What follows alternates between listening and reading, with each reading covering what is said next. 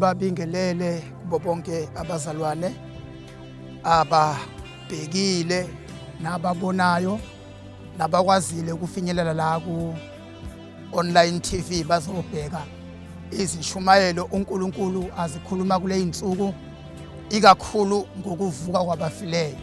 Siyambonga uNkulunkulu sasuka lapha inceka uNkulunkulu iveza amandla okuvuka kuka Jesu Kristu waseNazaretha okuwumlayezo esinikezwe wona. Ngicela ke namhlanje entambama kuleli thuba esilitholile ukuba ngifakaze ngalamandla okuvuka kuka Kristu Jesu kwabafileyo. Kunompostoli entambama noma kulesi sikhathi engithanda ukuba ngimembule kancane akhuluma ngamandla okuvuka kuka Jesu Kristu okuthiwa uyena umpostoli owagcina ngasemuva owabona izimanga wabona nezambulo namhlanje esifakaza ngazo ukuthi akhona amandla ufakaza isikhathi samanje afakaza isikhathi esedlule aphinde afakaze ngokubuya kuka Jesu Kristu ezolanda ibandla lakhe ezikhathini zokugcina. Sofunda ke bathandikayo kunamazwi la encwadini yesambulo engicela basiwafunda tholakala la ku chapter 1 esambulweni. Ngifunde nje amavesi ambalwa uqala ukufunda lapha evesini lika 12 sambulo chapter 1 ivesi ngelika 12 kodwa ngicela ukwedlula lapha kuvesi 8 kufundeka ngalendlela kuthiwa lapha ngaphenduka kuba ngibone izwi ebelikhuluma nami kuthe ngiphenduka ngabona izinti zesibane ezisikhombisa zegolide nofana nendodana yomuntu ephakathi kwezinti zesibane embethe ingubo ekhawula ezinyaweni ezibophe ngebhande legolide ezibeleni futhi ikhanda lakhe nezinwele zakhe kumhlophe njengoboya bezimvu nanjengechwa amehlo akhe enjengamalangabi omlilo zinyawo zakhe zifana nethusi elikhazimulayo sengathi zishiswe esithandweni nezwi lakhe linjengenhlokomo yamanzi amaningi futhi wayephethe izinkanyezi ezisikhombisa esandleni sakhe. Ngiyajampa ke ngifunda lapho verse 19 kuthiwa ke ngakho ke loba okubonileyo nokukhona nokuza kwenzeka emva kwalokho fihlakalo ezinkanyezi ezisikhombisa ozibonileyo esandleni sami sokunene nezibane nezinti zesibane ezisikhombisa zegolide ilezi zinkanyezi zisikhombisa zizingelosi zamabandla isikhombisa nezinti zesibane ezisikhombisa zingamabandla ayisikhombisa. Laba thandikayo uJohane umpostoli ubona isimangaliso esikhathini sokugcina okwaba isambulo esimbulelwe umhlaba wonke ngalezi zinti ezisikhombisa nezibane ezisikhombisa. Uthi uma ufunda izwi kaNkulunkulu la uchaza ukukhazimula akubona uJesu avuka ngakho kwabafileyo uveza ikhanda lakhe uthi liyakhazimula adlule akhulume ngezwi lakhe uthi lifana namanzi amaningi aduma adlule akhulume ngamehlo akhe uthi angamalangabi omlilo akabheke. Ubona lesi sambulo ukuleya ndawo okuthiwa iPatmos ngokusho kwabakhazi beBhayibheli bathi amehlo akhe uJohane ayesekhishiwe. Lamehlo abona ngabo bathandekayo ubona ngamehlo kamoya ngoba uma kukhona esikubona uthine ngamehlo enyama kukhona lokhu esingakuboni okusithekile ngale okuya ukwambulwa ngesikhathi sokugcina osekwambulwa manje ukuthi ibandla likaNkulunkulu uma ngikhuluma ngebandla khuluma ngabo bonke abasindisiweyo amehlo abo ambulelwa imfihlakalo bamazi uKristu Jesu njengenkosi nomsindisi ngoba uma efika yena ezimpilweni zabantu kukhona okusalayo kukhona okudalekayo. Uma yena ezembula kumuntu ophila emhlabeni, ingqondo iyashintsha. Izinto angabe esazibona ngale ngqondo yasemhlabeni, kepha usibona ngamehlo kamoya. Uthi uJohane ke umeqhubeka lokhu akubonayo ekhazela ngakho. Thanda ukusho lokho ebathandika ukuthi ukuvuka kukaJesu kwabafileyo kunamazwi abakhuluma andukuba aye esiphambanweni. Uma esezo umoya wakhe usuzophuma, kunamazwi awasho athi, Baba, ezandleni zakho ngiyawubeka umoya wami. Okusho ukuthi ukufa uJesu wavuma ngamabomi ukuthi angene kukho, ukuze athi meseqedile aphinda abuyele kuBaba onguyise, afika athatha ukuphila kwakhe akwembathe. Lapha sibona uJohane uyambona uJesu, umbona esekhazimula. Leya nkazimulo eyayenaye esesezulwini, wathi ngokwehlela emhlabeni, lithi izwi kaNkulunkulu waba umuntu phakathi kwabantu, edla nabo, ehamba nabo, ephakathi kwabantu. Athi ombonayo athi asiphumele kuye ehlane sithwale ihlazo lakhe, ngoba wayembethe ihlazo, inkazimulo eyibekile. Wayembethe izono zabantu, ethethe bonke ububi, ethethe onke amaphutha abantu, ethethe konke ukona komuntu, ekuthwele kuphezu kwakhe. Ngoba lithi izwi kaNkulunkulu wathi embheka uJesu elenga esiphambanweni, lithi wamfulathela. Lapho uJesu wakhipha amazwi wathi, Baba, athi Eloi Eloi lama sabachthani, uma kuchaza kuthiwa Nkulunkulu wami ungishiyelani na? Ngoba wabona ububi bezwe lonke osebuthethwe babekwa phezu kwaJesu. Haleluya. Kepha uJohane esambulweni uthi umembona, uthi umbone ekhazimula, nezinyawo zakhe ongathi ziphuma esithandweni somlilo sewuyakhazimula. Akuseyena loya owayembethe usizi, uvuke ephethe inkazimulo, uvuke embethe amandla, uvuswe enamagunya, uvuswe eseyindlela neqiniso nokuphila, uvuswe esephethe amakhiya.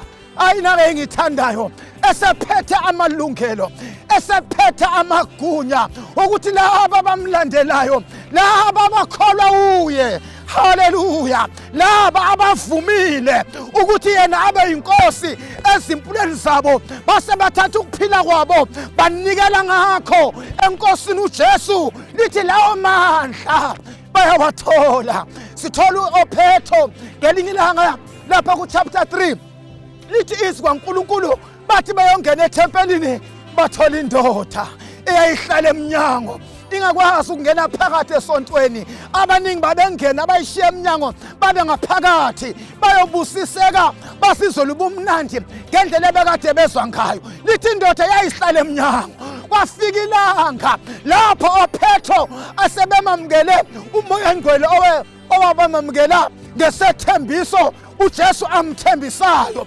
Lithi izwi kaNkulunkulu bathi befika emnyango bayibona le ndoda engakwazi ukungena ethempelini, engakwazi ukukhonza nabanye abantu, yona ihlele emnyango. Lithi bathi indoda sibheke, siliva negolide asinalo, kodwa ngegama likaJesu waseNazaretha sukuma ndoda. Sebambethe amandla okuvuka kukaKristu, sekwehla umoya engcwele wabathatha wababamba. Usezobenzisa izinto zikaNkulunkulu ukuthi baphumele ngaphandle bathwale ihlazo lakhe.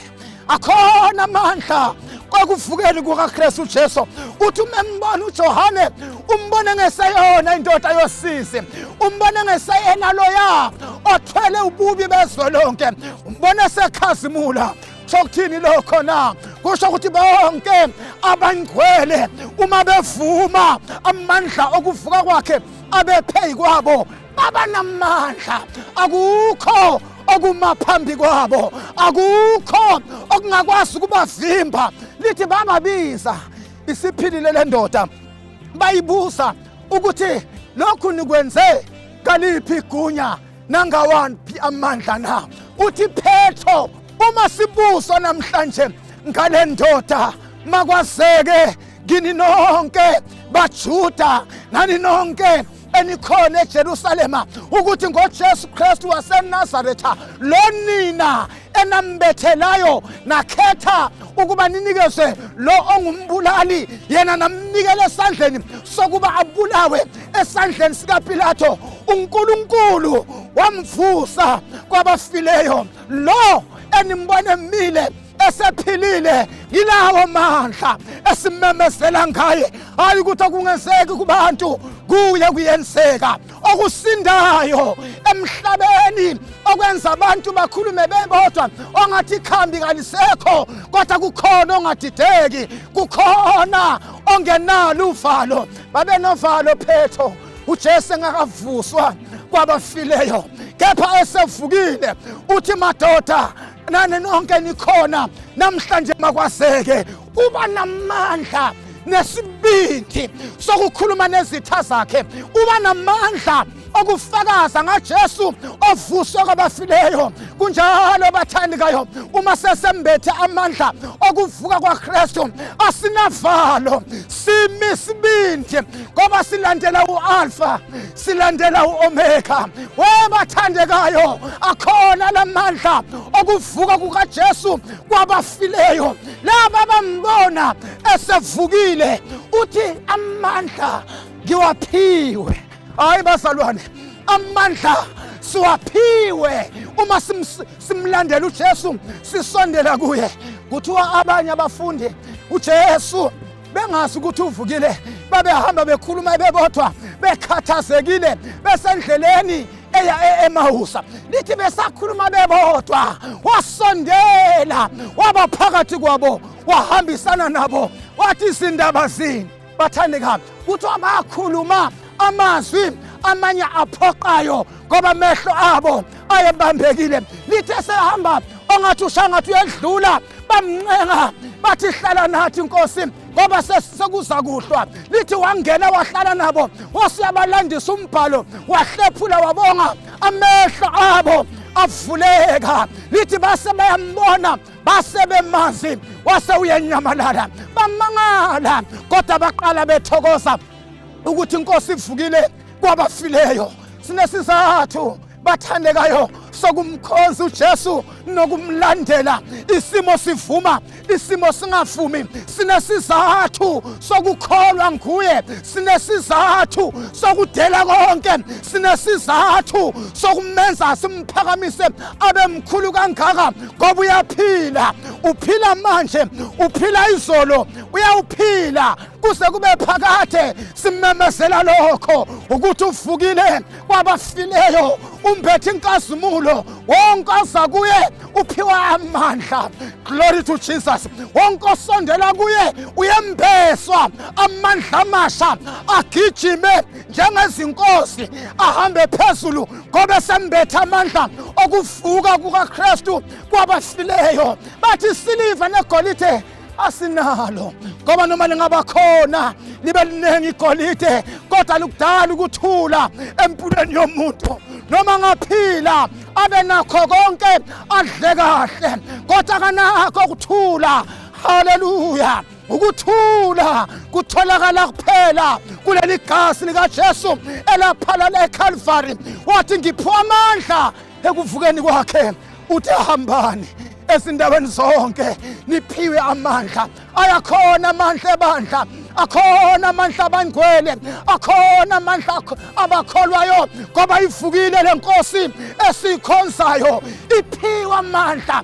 Uma siza kuye nathi sithola amandla, uma siza kuye sithola isibindi sokugijima. Mntaka baba awedwa ivukile leNkosi. Sonjalo Elijah ngelinye ilanga ehamba nebandla lika-Israyela, ehamba nebandla elalihamba liva libuyele emuva, elalihamba liva lifuna abanye onkulunkulu. Uthi we bantu benkosi, kose kube nini nimanqika-nqika? Uhamba nabantu uyamazi uNkulunkulu oqinisileyo, kodwa bamanqika-nqika. Wathi asikhuphukeleni entabeni. Hayi bazalwane, ngoba uma sikhuphukele entabeni kaJehova siyothola iqiniso. Lithi sebefikile wathi inkosi esethandaza makwaseke namhlanje ukuthi ngubani uNkulunkulu uma kuubhali khonzani yena kodwa uma kunguJehova ophendula ngomlilo bathi abantu sebebonile cha thina siyakumkhonza uJehova ngoba amandla akhe bawobonile. Bazalwane nonke akhona lamandla noma ngathi akabonakali adinga abazowafuna abazosondela kuye ngoba uvukile akasambathanga impahla zobuthakathaka kepha umbethe amandla uthi ahambani yena uphiwe khona isibindi khona amagunya okuhamba ngoba uvukile kwabafileyo. Wambona uJohane wafakaza ngaye hambani uvukile akhona amandla kungenzeka kubantu kuye kuyenzeka uma sisondela kuye sivume ukumnika uqobo lwethu uyavela abonakale. Nkosomusa inibusise cela sivala amehlo sithandaza. Baba wethu ongcwele wena ofusiwe kwabafileyo owambethe amandla okubala inqobo ibandla elikulandela ngasemuva siyabonga. Busisa Baba izwi lakho uliqinise ulembule ngezimanga nangezibonakaliso ngoba liyedlula lingene konembeza lishintshe izinto lisinikeza amagunya okuqhubeka endleleni. Baba siyabonga busisa bonke ababhekile nabalalelayo busisa izwi lakho.